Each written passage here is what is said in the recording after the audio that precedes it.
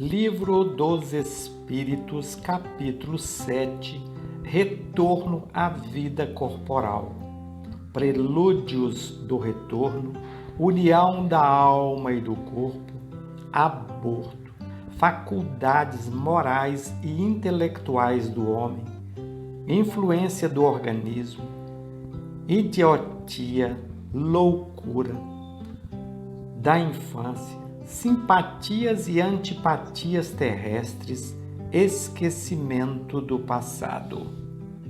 Prelúdios do retorno, questão 330. Os espíritos conhecem a época na qual estarão reencarnados?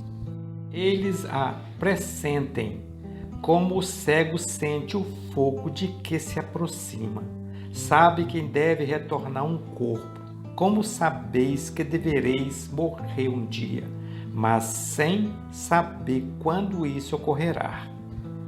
A reencarnação é, pois, uma necessidade da vida espírita, como a morte é uma necessidade da vida corporal. Certamente assim é. Questão 331. Todos os espíritos se preocupam com sua reencarnação?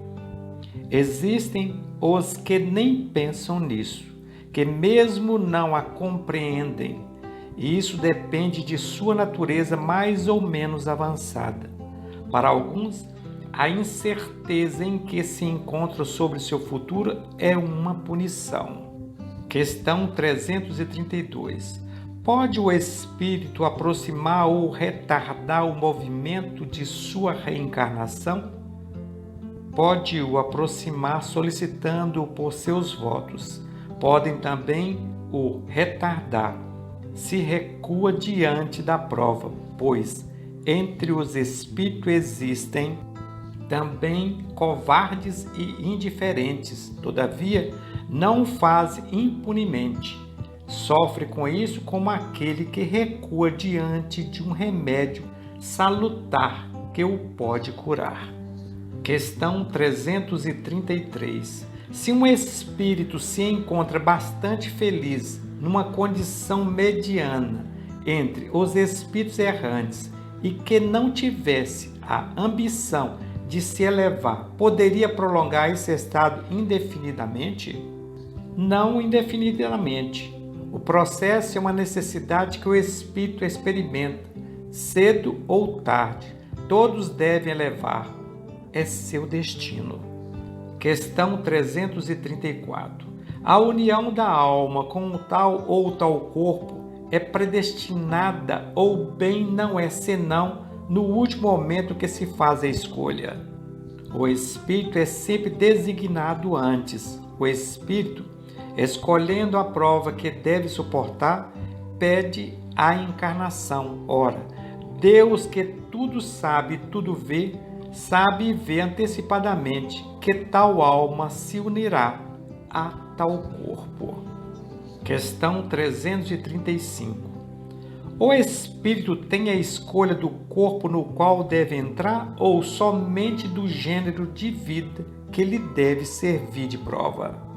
Pode também escolher o corpo, porque as imperfeições desse corpo são para ele provas que ajudam o seu progresso. Se vence os seus obstáculos que nele encontra, mas a escolha não depende sempre dele, ele pode pedir.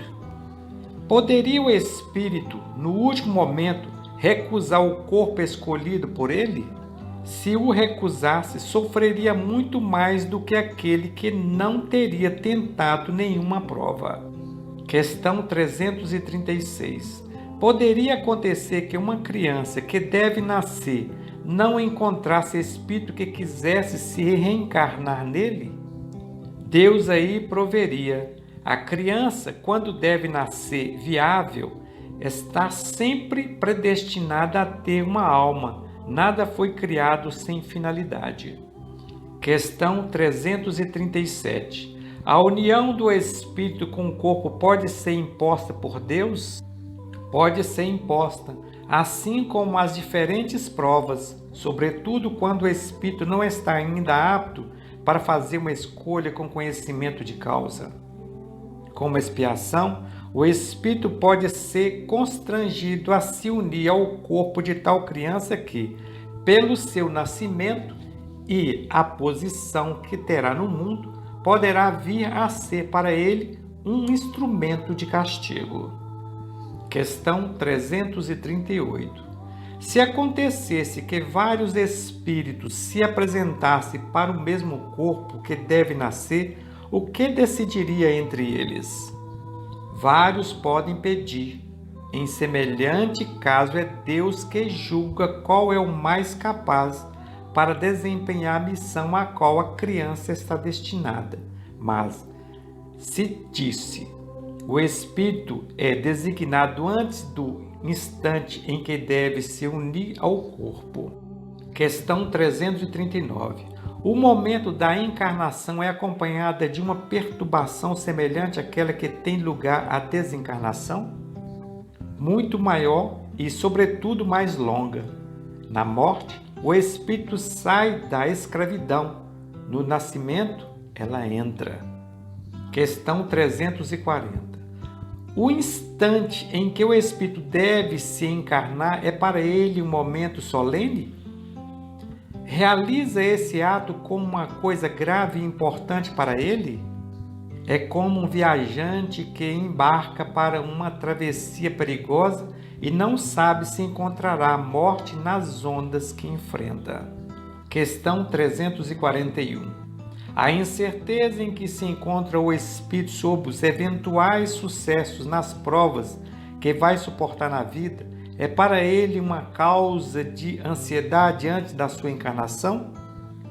Uma ansiedade bem grande, visto que as provas de sua existência o retardarão ou o avançarão o seu progresso, conforme as tiver bem ou mal suportado.